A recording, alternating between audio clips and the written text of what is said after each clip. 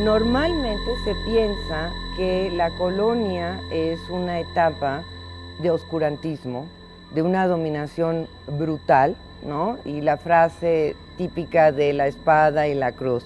Como cualquier fenómeno, es mucho más complejo. A partir de 1532, las comunidades indígenas, tanto en lo individual como comunidades reconocidas a través de sus jerarquías, podían dirimir una serie de problemas frente a los oidores, frente a los jueces máximos de gobierno en ese momento, y se utilizaron lo que se llama ahora los usos y costumbres. Podían deponer en sus lenguas, también a través de códices o lo que llamaríamos más bien pictografías indígenas, en donde se recontara todo el tipo de problemas y de agravios. Tú te puedes imaginar el escenario, ¿no? En lo que hoy es el Zócalo, en Palacio de Gobierno. Tú tienes ahí a la audiencia sentada, ¿no? A los oidores. Tienes a veces 3 intérpretes de náhuatl, mixteco, zapoteco, muchos de ellos frailes que ya habían aprendido las lenguas. Todo esto en 1531.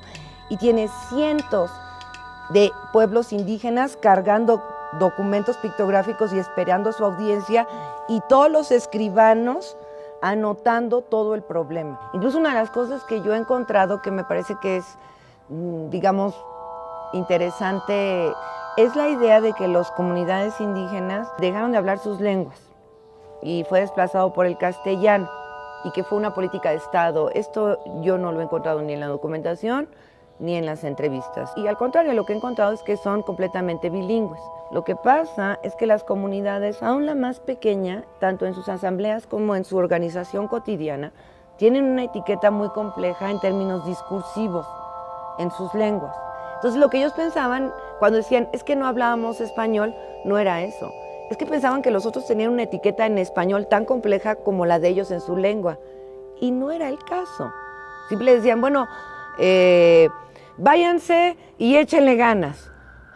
Entonces, claro, las comunidades se quedaban como, bueno, pensaban quizás no nos da todo el discurso como esperamos, porque como no hablamos nosotros bien en español, no podemos hacer la traducción de nuestro discurso complejo de etiqueta, pues ellos tampoco nos lo hacen. No entendían que no existe en el español.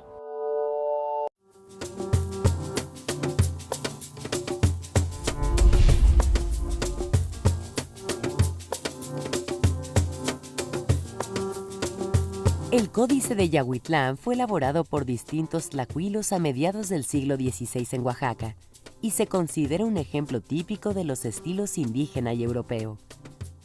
Las láminas del documento pictográfico parecen recrear un proceso inquisitorial contra el cacique y 2 señores principales de la población, que se dio entre 1544 y 1546.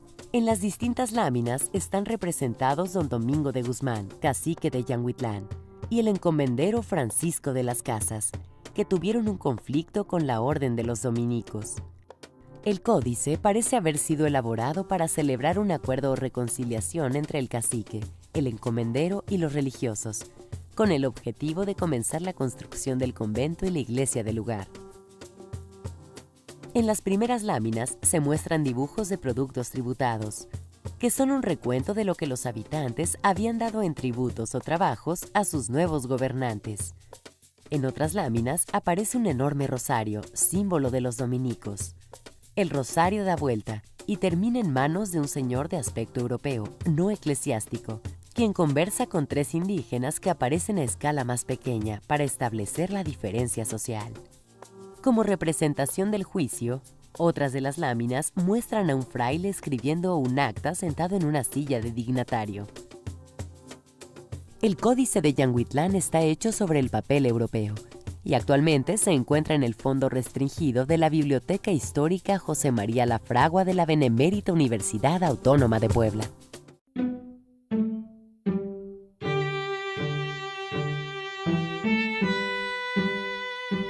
El Códice Cholula combina datos históricos y cartográficos en un mismo documento pictográfico. Se cree que fue elaborado en papel amate entre 1586 y la primera mitad del siglo XVII. Su contenido se refiere a la definición territorial del Huialtépetl, o Gran Ciudad Cholulteca, y a la exaltación testimonial de un linaje indio. El personaje central es una mujer conocida como Doña María Ilamatecutli, fundadora de un nuevo linaje. Otra representación que aparece en el reverso del códice es el Tlaxihualtépetl, o cerro hecho artificialmente. Se construyó encima de un manantial con adobes y lodo. Y las deidades de la lluvia y el viento tuvieron un papel relevante en el culto a esta enorme construcción. Los códices se leían de distinta manera, de acuerdo a la tradición de escritura a la que pertenecían, el contenido y el formato. Según los cronistas del siglo XVI, se leían colocándolos en el suelo sobre unos petates. Entonces el escriba, el lector y los oyentes se situaban alrededor del manuscrito y así tenían a la vista toda la información plasmada en el documento pictográfico. Los códices del centro de México, generalmente tiras de varios metros de largo, se leían de izquierda a derecha. Los códices mayas, en cambio, tenían un tamaño y contenido similar a los libros actuales y se leían en secciones independientes. Los glifos se leían por columnas dobles, de izquierda a derecha y de arriba a abajo. Los códices mixtecos eran leídos en zigzag inverso, comenzando por la parte inferior derecha y relacionando las imágenes hacia arriba, en cada una de las hojas por separado. Los códices adivinatorios se leían conforme a la pregunta que se planteaba, y los mapas generalmente a partir del centro o lugar de donde procedía el documento. En algunos códices prehispánicos se pueden observar líneas rojas que dividen las escenas o huellas humanas que guían el sentido de la lectura. Yo creo que el tlacuilo imagina su historia primero y la plasma en base al formato que tiene. Yo creo que es muy importante la labor del tlacuilo como transmisor de ideas, por supuesto, pero también es muy importante como una persona que piensa, ¿sí?, la cultura y la plasma.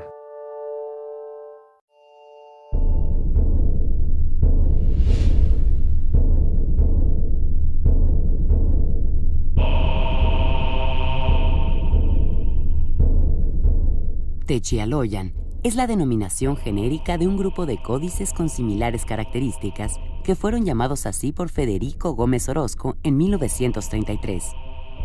Se trata de documentos producidos en serie entre 1685 y 1703. Aunque todavía se duda del origen y los motivos de su elaboración, se ha determinado que estos documentos pictográficos provienen del centro de México. Son alrededor de 50 escritos, elaborados sobre papel amate, en forma rudimentaria, en lengua náhuatl y con tintas de origen europeo. El Códice García Granados enumera las propiedades que pertenecieron a la nobleza náhuatl, probables descendientes de Cuauhtémoc y Moctezuma Xocoyotzin, y describe los vínculos entre los gobernantes de numerosos pueblos. En el anverso se da una particular noticia de Xolotl y su esposa Osihuapili, quienes fueron fundadores del linaje de gobernantes de Acolhuacan Texcoco. En otra sección se observa el nopal genealógico, en que aparecen los tlatoque o gobernantes de México Tenochtitlan y México Tlatelolco. En la parte superior del nopal se aprecian elaborados elementos de la heráldica española y representaciones de hombres y mujeres de la nobleza indígena novohispana. Se calcula que fue elaborado entre mediados del siglo XVII y principios del XVIII. El Códice Techialoyan de Coajimalpa describe una solemne reunión de autoridades para confirmar los límites territoriales del pueblo, los barrios que lo integraban y las comunidades que le rendían tributo. El objetivo de esta ceremonia era la legitimación de la propiedad o posesión de la tierra. El pueblo de San Pedro Coajimalpa utilizó este documento para sustentar el derecho a la posesión de sus tierras y lo conservó hasta 1865, cuando durante el imperio de Maximiliano fue autentificado y traducido al español.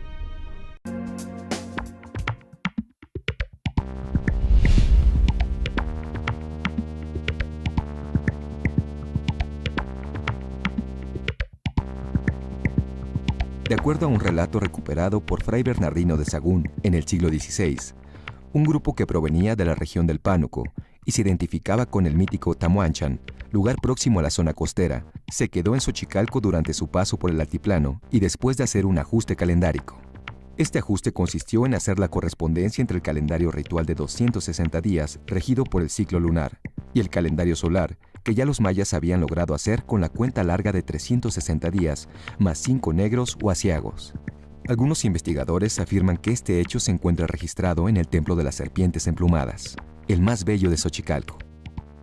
Sus fachadas en forma de talud fueron finamente decoradas con 2 serpientes emplumadas con penacho y caracoles cortados sobre el cuerpo. A lo largo de las ondulantes serpientes se plasmó una secuencia de personajes sentados de perfil y glifos que refieren a fechas calendáricas. Uno de ellos se trata posiblemente del ajuste calendárico del que hablan las fuentes. En este relieve se observa, de izquierda a derecha, un recuadro vacío que representa el cartucho que indica el día según el calendario mesoamericano. Lo curioso es que este cartucho está personificado con 2 manos. La derecha sostiene el día que fue modificado y la izquierda jala con una cuerda el glifo del día que será sustituido.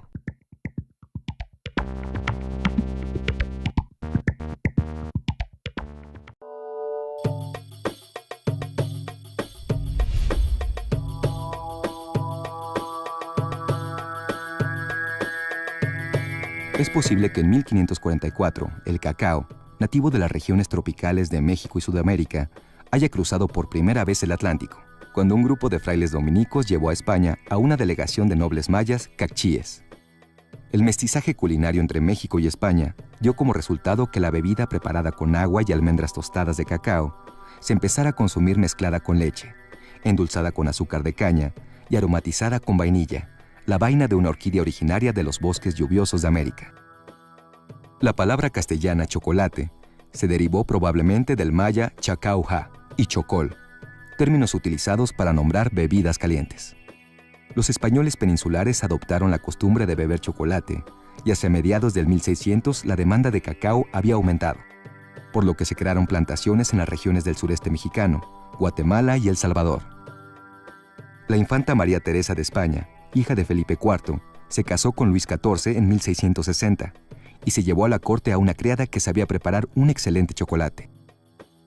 Monjas españolas le dieron a probar la bebida al obispo de Lyon, Alphonse de Richelieu, y el chocolate se instaló en Francia. Al comienzo del siglo XVIII, el cultivo de cacao se había extendido a Venezuela y Ecuador. Los franceses crearon plantaciones en sus posesiones antillanas y los ingleses en Jamaica. En 1753, el botánico sueco Carl Linneo clasificó el árbol mesoamericano como Theobroma cacao, que en griego significa alimento de los dioses. Para entonces el cacao ya tenía una gran importancia económica, social y gastronómica, tanto en América como en Europa.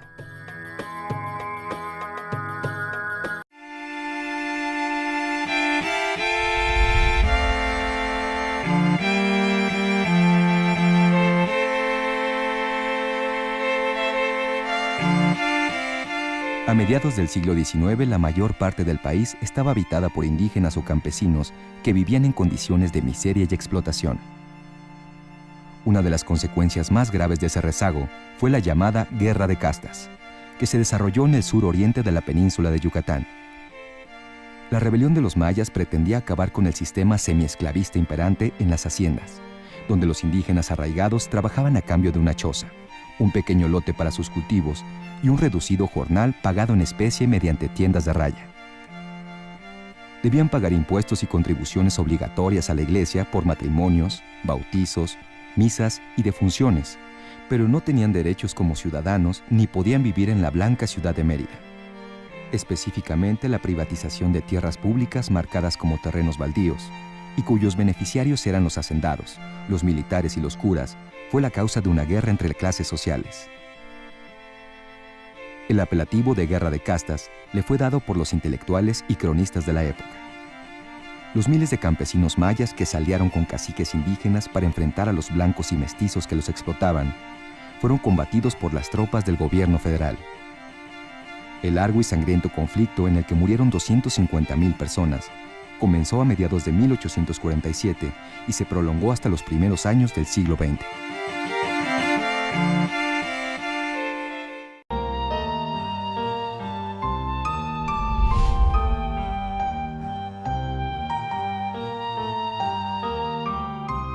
José Vasconcelos, como titular de la recién creada Secretaría de Educación Pública, comenzó un amplio programa de salvación y regeneración de México por medio del arte y la cultura.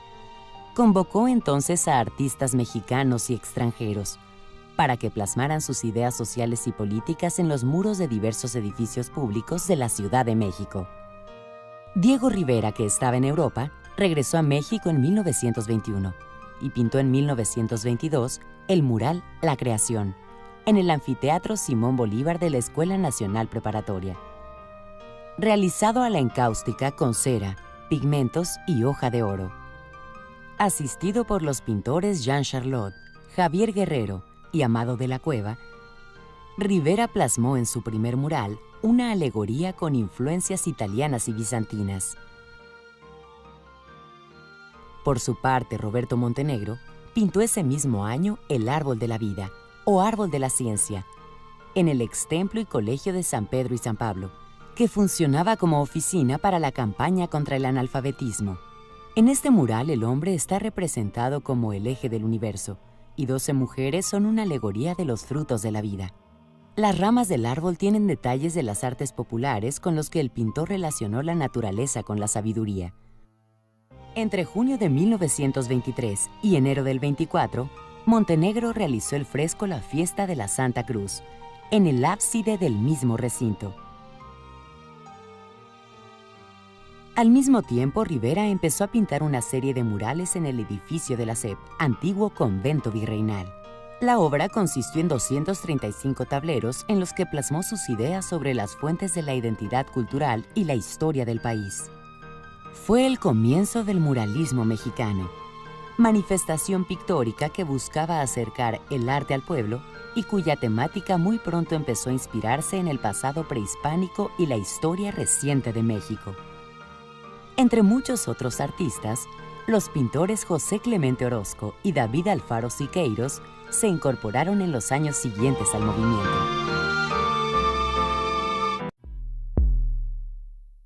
En todas las culturas, las plazas han sido fundamentales para el desarrollo de las sociedades. A lo largo de la historia, estos espacios abiertos, generalmente en el centro de las ciudades, han funcionado como sitios de confluencia de los habitantes, para eventos políticos, culturales y religiosos. En Mesoamérica, la plaza podía ser una representación del centro del mundo, y en ella se realizaban las ceremonias trascendentales para la vida de los pueblos. Era el lugar donde la cosmovisión se hacía presente a través del trazo arquitectónico y la orientación de los edificios que la rodeaban. En Teotihuacán, el gran cuadrángulo de la ciudadela es una plaza hundida en cuyo centro hay una estructura elevada que era utilizada para festividades civiles y religiosas. Alrededor de la plaza principal de Palenque se construyeron los múltiples palacios, templos y tumbas de este centro ceremonial. La gran plaza de Montalbán, en la que podían reunirse hasta 10,000 personas, funcionaba como centro ceremonial, pero también para el mercadeo de distintos productos que intercambiaban los pobladores del Valle de Oaxaca. En Tenochtitlan, la plaza del Templo Mayor era un espacio sagrado y un sitio fundamental para la vida religiosa, política y económica de los mexicas. Ya en el siglo XVI, el conquistador Hernán Cortés la convirtió en la plaza mayor de la Ciudad de México y con el tiempo se transformó en un espacio simbólico por excelencia.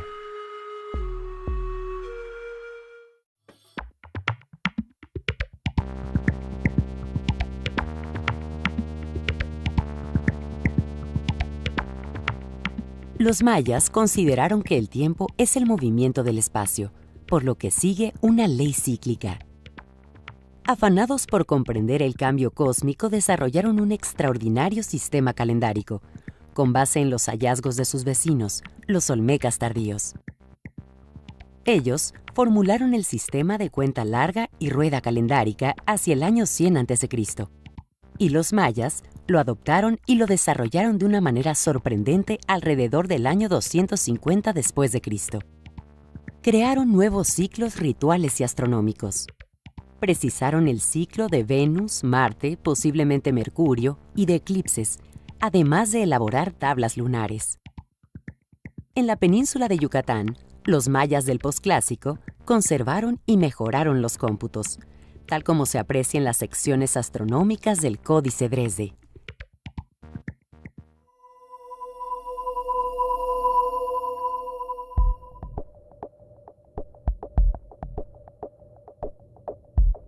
Todas las zonas arqueológicas representan lo mismo, son lugares que están simbólicamente en el espacio, en el cielo, de tal manera que hay una comunicación para llegar a ellas, siempre es una calzada principal que está representando a la Vía Láctea, porque en aquel entonces la única manera visible o probable de llegar a la casa del Sol, la Luna y Venus era solo por la Vía Láctea, en los días en que parece que sale de la Tierra y sube hasta donde viven estas estrellas, ¿no? Por eso siempre en todas las zonas arqueológicas la calzada principal es la Vía Láctea que te lleva a donde viven las estrellas y que además viven en la punta de los volcanes y las montañas. Entonces es una combinación, todo lo que es la arquitectura y el urbanismo del México antiguo con una montaña y el cielo.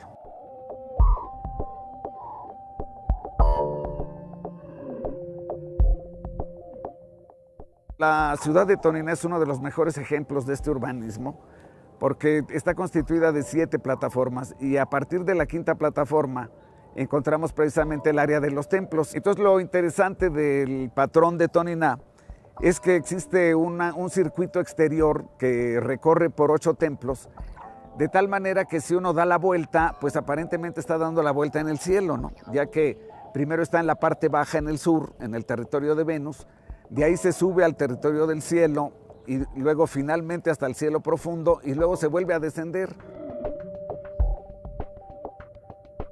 Hemos observado que en los 13 templos y en los 3 palacios de Toniná están decorados con cautivos de guerra, porque lo más importante en aquel entonces era esa guerra de estrellas que se hacía supuestamente por las estrellas que vivían en la tierra, que eran los señores de las dinastías de estos imperios, ¿no? Entonces cada gobernante le daba una especial atención a algún culto, bien fuera de Venus de la mañana o de Venus de la tarde, del sol o la luna. Y a esos templos los reconstruía de alguna manera, los hacía más grandes y los decoraba con todos los cautivos de sus guerras, ¿no? Entonces todos los 13 templos de la parte superior tienen cautivos que están dedicados a alguna batalla o que fueron dedicados a la inauguración de ese templo. Cada 20 años ellos veían que estaba transcurriendo un dios. Hay 13 dioses esenciales en el México antiguo y cada uno de ellos va dominando 20 días, 20 años y va haciendo este juego que hace la rueda de Catunes y Bactunes. Entonces ellos veían que cada 20 años entraba una nueva deidad, por eso es que lo festejaban con un disco donde mencionaban que estaban esperando la llegada de este señor que ahora iba a dominar por 20 años, ¿no? Por eso es muy interesante que justo en la fecha 10.000, que es 840 después de Cristo, es cuando desaparecen por completo los mayas y es exactamente cuando empezaba el Catún del dios de la muerte, ¿no?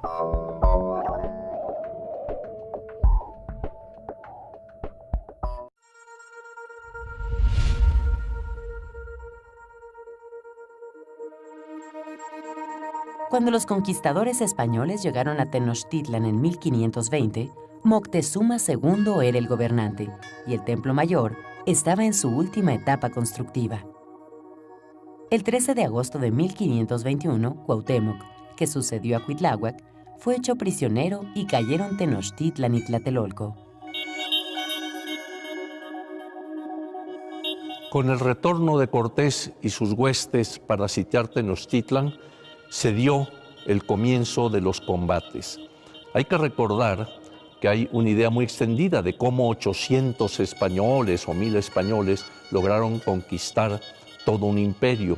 La verdad es que eran 800 españoles más miles y miles de contingentes indígenas enemigos de los mexicas y que eran tributarios de ellos o temían ser conquistados por el mexica. Estos pues se unen a los españoles y es así como se van a dar estos cruentos combates por la toma de Tenochtitlan. La estrategia de Cortés fue muy clara. Uno de los primeros actos que hizo fue cortar el agua potable que abastecía a Tenochtitlan. Después, por varias de las calzadas, puso varios de sus grupos, varias de sus tropas, entre españoles e indígenas, para poder ir avanzando, tomando paso a paso la ciudad Tenochca. Finalmente, el último reducto de defensa de los mexicas tenochcas y los mexicas tlatelolcas fue precisamente Tlatelolco. Hacia allí se fueron reagrupando y allí es donde va a ser hecho prisionero Cuauhtémoc por las fuerzas españolas. Hay un relato muy interesante escrito por indígenas anónimos de Tlatelolco que sabemos que lleva el título de Relato de la Conquista. En él se nos dice de cómo fueron aquellos últimos días en que el conquistador español y sus aliados indígenas van finalmente a tomar Tlatelolco. El relato dice así: y esto fue todo. Habitantes de la ciudad murieron 2000 hombres exclusivamente de Tlatelolco. Fue cuando quedó vencido el Tlatelolca, el gran tigre, el gran águila, el gran guerrero. Con esto dio su final conclusión la batalla. Fue cuando también lucharon y batallaron las mujeres de Tlatelolco lanzando sus dardos. Dieron golpes a los invasores, llevaban puestas insignias de guerra, las tenían puestas. Sus faldellines llevaban arremangados, los alzaron para arriba de sus piernas para poder perseguir a los enemigos. Y todo esto pasó con nosotros. Nosotros lo vimos, nosotros lo admiramos. Con esta lamentosa y triste suerte nos vimos angustiados. El 13 de agosto de 1521 cayó Tlatelolco en poder de Hernán Cortés. Ese día, el joven tlatoani mexica Cuauhtémoc es llevado prisionero ante el capitán español. Frente a frente, Cuauhtémoc le dirige las siguientes palabras: Señor Malinche, he hecho lo posible en defensa de mi ciudad y ya no puedo más. Por lo tanto, toma el cuchillo que tienes al cinto y mátame luego con él. Estas palabras le son traducidas por Jerónimo de Aguilar y por la Malinche al capitán español. Sin embargo, Cuauhtémoc no quería decir mátame luego con él, sino sacrifícame, que es un concepto muy diferente. Era el destino de los guerreros capturados en combate, el ser sacrificados y ofrendados así a su dios Huitzilopochtli. Allí empezaba la incomprensión de una cultura y otra. Allí daba comienzo lo que es el México de hoy.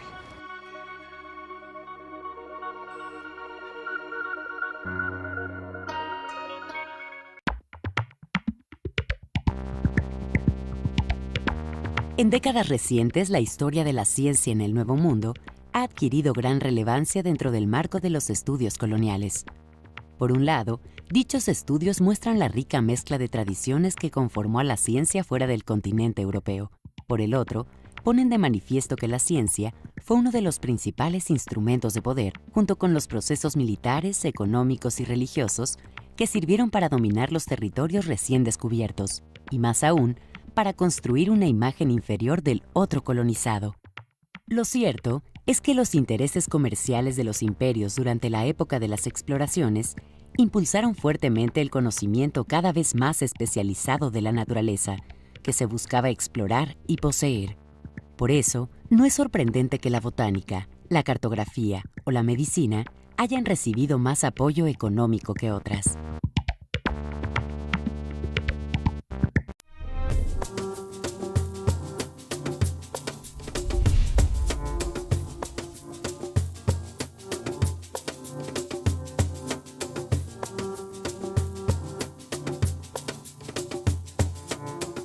Miguel Lerdo de Tejada, en noviembre de 53, hace una convocatoria. Señores, tenemos que celebrar esto que va a suceder el 11 de septiembre, que fue cuando fue la derrota. Vamos a pedirles a todos los que quieran aceptar la convocatoria, a todos los poetas, a todos los músicos, que preparen, que presenten un proyecto de himno nacional. Habíamos tenido marchas.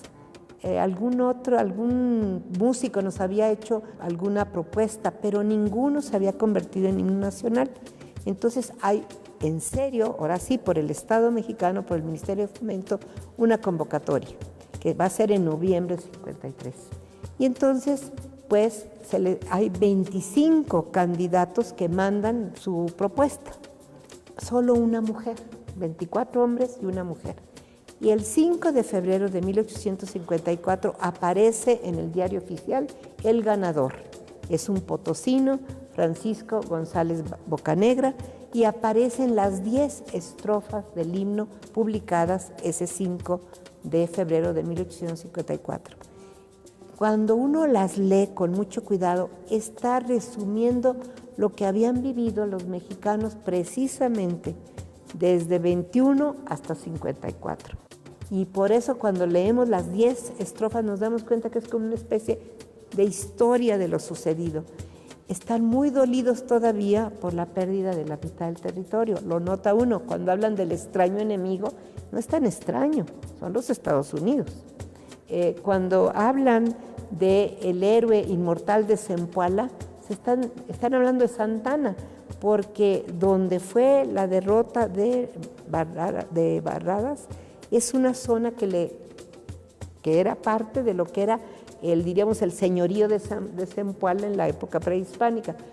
El poeta no dice Santana, no aparece el nombre, pero le llama el héroe inmortal de Zempoala. En ese contexto está. Y yo creo que si también revisamos la historia del himno nacional, sería un himno que de veras deberíamos estar muy orgullosos y no decir las barbaridades que se dijeron en 2004, como que era un himno obsoleto, que era un himno que era bélico. No es bélico, analícelo con cuidado, es un gran deseo de paz.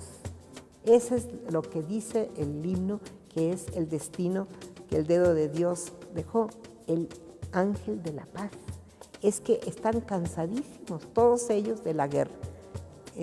Creo yo que eso es importante porque cuando uno revisa la historia, no sé si ustedes de acuerdo, Erika, vemos todos estos esfuerzos de nuestros antepasados, en la poesía, en la música, este amor patrio, que yo creo que es muy importante para nuestras generaciones conocerlo, ¿no? Para que queramos este país, porque si lo conocemos lo vamos a querer.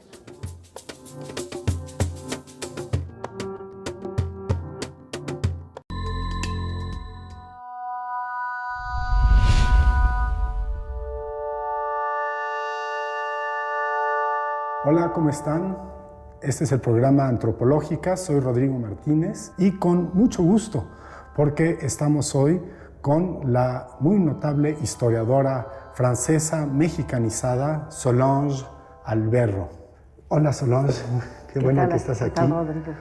Solange, el sincretismo muchas veces se ve como el producto de una mezcla en situaciones históricas en las que se da una confrontación de dos etnias diferentes, muchas veces en situación de conquistadores y conquistados, y define un proceso, pero también el resultado de este proceso en el cual se dan una serie de mezclas.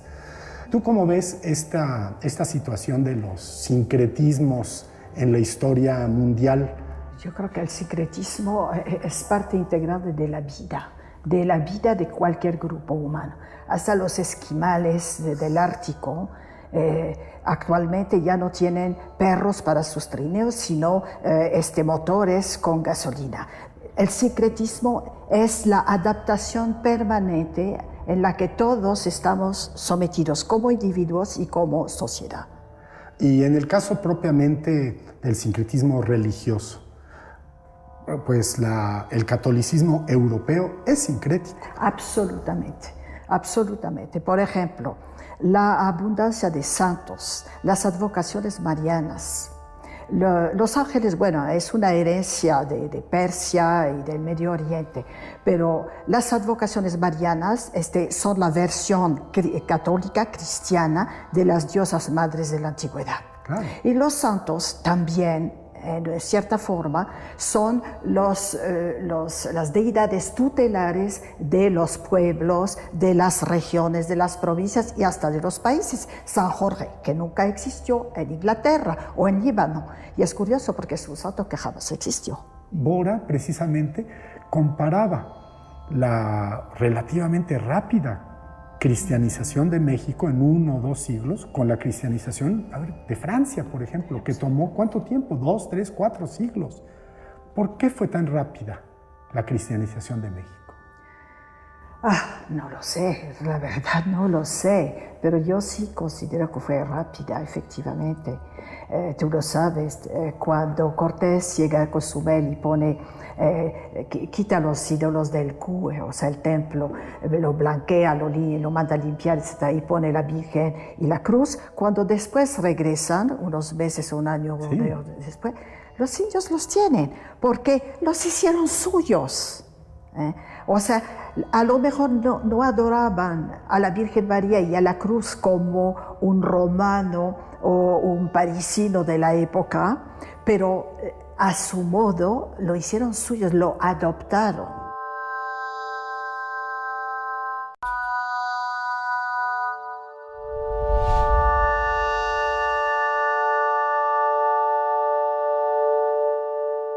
Y hemos hablado mucho pues sobre los indios, sobre su aculturación, sobre los elementos que fueron tomando y adaptando del cristianismo. Y sin embargo, pues uno de tus grandes aportes en tu libro Del Gachupín al Criollo es el enfocar la aculturación, los sincretismos que también vive la población española en el México hispano. ¿Cómo llegaste a este tema y qué es lo que fuiste encontrando? Leyendo los textos, cuando veo que los soldados de Cortés se percatan de que los indios tienen los escaupili, que son una especie de chalecos acolchonados que impiden que entren las flechas o incluso la espada, pues las van a adoptar. Cortés acepta todas esas mujeres que le regalan a cada rato. La función principal oficial, porque obviamente tenían todas las otras, era hacer tortillas, porque aquí no hay pan, porque no hay trigo. Y la principal comida es la tortilla. Y entonces hay ejércitos de mujeres que siguen a los conquistadores, a las cibueras, o sea, la Honduras actual, para hacer las tortillas. Comen tortillas, porque no hay otra cosa. Los aliados tlaxcaltecas, cuando van a las cibueras, hay peleas, hay batallas, siguen comiendo a los prisioneros. Cortés hace un escarmiento, pero tampoco lo puede impedir, porque entonces, ¿qué les va a dar a los 10 o 15 mil tlaxcaltecas y gente de Zempoala? No tiene comida, ¿qué les va a dar? Pues no le queda de otra que cerrar los ojos. Y eso va a empezar desde el principio. Y una vez que se toma Tenochtitlán, van a empezar a vivir aquí, pero con lo que hay, van a comer lo que hay. Van a tener servidumbre indígena. La nana va a ser indígena, le va a hablar en náhuatl o en una lengua indígena al bebé. El chocolate, el tabaco es casi de uso inmediato. Incluso prácticas como el temazcal. El temazcal era indígena. Bueno, no sé si empiezan dudo mucho que los conquistadores fuesen a los temazcales, pero por lo menos en el 17 sí sabemos que iban los españoles a los temazcales. ¿Por qué? Porque era también como una especie de cantina, se bebía pulque, se ligaba, porque había hombres y mujeres, etc. Y el temazcal era un lugar de reunión y prácticamente de prostitución también. La cortesía muy indígena de los criollos, en comparación con los españoles, que hasta la fecha un español peninsular habla de manera mucho más cortada, brusca. El diminutivo, las fórmulas de cortesía indígena con influencia árabe, esta es su casa, si Dios quiere, ojalá, etcétera, etcétera. Son prácticas inmediatas.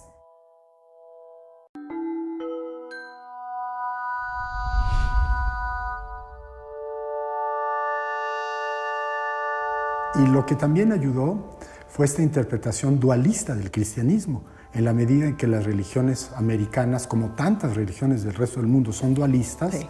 El famoso Ometeotl mexica, el dios del dos, que corresponde más o menos al yin y al yang, a masculino, femenino, de tantas tradiciones universales de todo el mundo, pues hicieron esta adaptación en la cual pues Cristo, Dios Hijo, pues es el elemento masculino, y la Virgen María, que no es una diosa, que es enteramente humana, se vuelve una diosa, según los indios. Y eso, pues los indios felices ya tienen los dos elementos, y no solamente Cristo y la Virgen, sino muchos santos y muchas santas y muchas advocaciones de la Virgen, pero eso incomoda mucho a los franciscanos. Destruyeron lo que pudieron destruir, que son cosas materiales como los templos, pero las creencias, las emociones, el universo de las emociones, de las lealtades espirituales, afectivas, que es el terreno de la religión, esto no se puede desterrar. Entonces tuvieron que negociar. Sahagún denuncia, Torquemada denuncia todo esto, pero el mismo Gante que tú mencionas dice que como no entendía los cantares de los indios, empezó también a fabricar cantares y usar los mitotes para los indígenas, porque en una forma u otra había que establecer una relación, conectarse con ellos. En Europa, por ejemplo, cuando se evangeliza a los anglos, que tenían sacrificios humanos, canibalismo ritual, etc. Gregorio VII dice a los evangelizadores, con cuidado, con cuidado. Lo que no se puede erradicar inmediatamente hay que apostar el tiempo. En Europa tuvieron muchísima paciencia. Los vascos, los vascongados, como los llaman, hasta el siglo VII se convirtieron. Ajá. Los astures también. Y algunas poblaciones de Escandinavia igual, que practicaban sacrificios humanos, etcétera, etcétera. ¿Por qué hubo tanta paciencia de la iglesia primitiva en Europa? Y aquí quisieron que en una generación se hicieran perfectos católicos romanos. Eso no lo entiendo. Pero tú das una explicación, Solange, en tu último libro, en el que escribiste con Pilar Gonzalo, La Sociedad Novohispana. Dices que esta falta de paciencia, o falta de paciencia de los cristianizadores mexicanos se debe a que la conquista espiritual tenía detrás de sí a la conquista militar. Obviamente. Esa es la gran diferencia. Cuando van a evangelizar a los anglos o a los vikingos, es el pobre fraile desarrapado que va con la cruz en la mano. Aquí está efectivamente la conquista militar detrás. Entonces tuvieron una precipitación, una premura que no tuvieron con otros pueblos. Pero aquí efectivamente estaba detrás la conquista militar y la conquista política. La audiencia sentada, ¿no? Los oidores, tienes a veces 3 intérpretes de náhuatl, mixteco, zapoteco, muchos de ellos frailes que ya habían aprendido las lenguas, todo esto en 1531, y tienes cientos de pueblos indígenas cargando documentos pictográficos y esperando su audiencia, y todos los escribanos anotando todo el problema. Incluso una de las cosas que yo he encontrado que me parece que es, digamos, interesante, es la idea de que las comunidades indígenas dejaron de hablar sus lenguas y fue desplazado por el castellano y que fue una política de Estado. Esto yo no lo he encontrado ni en la documentación ni en las entrevistas. Y al contrario, lo que he encontrado es que son completamente bilingües.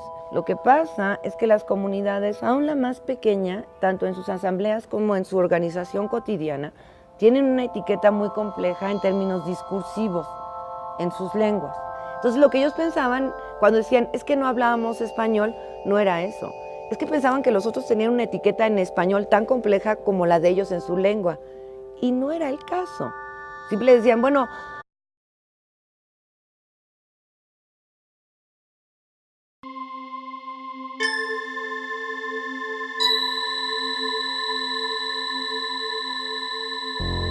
normalmente se piensa que la colonia es una etapa de oscurantismo, de una dominación brutal, ¿no? Y la frase típica de la espada y la cruz. Como cualquier fenómeno, es mucho más complejo. A partir de 1532, las comunidades indígenas, tanto en lo individual como comunidades reconocidas a través de sus jerarquías, podían dirimir una serie de problemas frente a los oidores, frente a los jueces máximos de gobierno en ese momento, y se utilizaron lo que se llama ahora los usos y costumbres. Podían deponer en sus lenguas también a través de códices o lo que llamaríamos más bien pictografías indígenas, en donde se recontara todo el tipo de problemas y de agravios.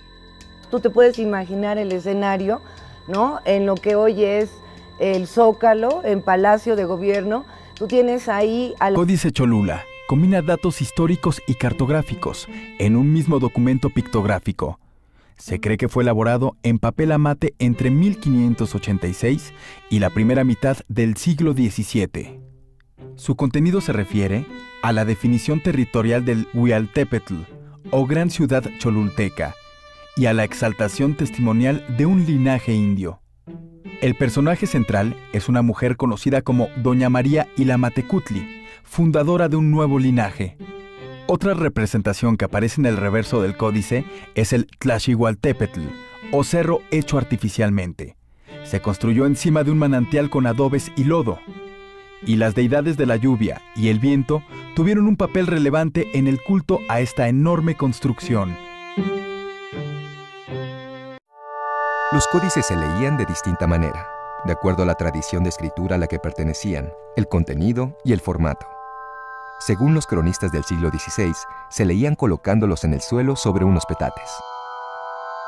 Entonces el escriba, el lector y los oyentes se situaban alrededor del manuscrito y así tenían... Váyanse y échenle ganas. Entonces, claro, las comunidades se quedaban como, bueno, pensaban quizás no nos da todo el discurso como esperamos, porque como no hablamos nosotros bien en español, no podemos hacer la traducción de nuestro discurso complejo de etiqueta, pues ellos tampoco nos lo hacen. No entendían que no existe en el español.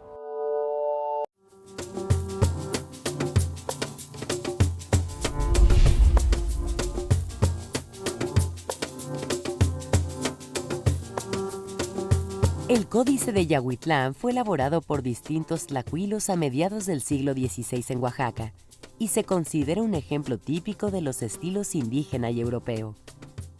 Las láminas del documento pictográfico parecen recrear un proceso inquisitorial contra el cacique y dos señores principales de la población, que se dio entre 1544 y 1546.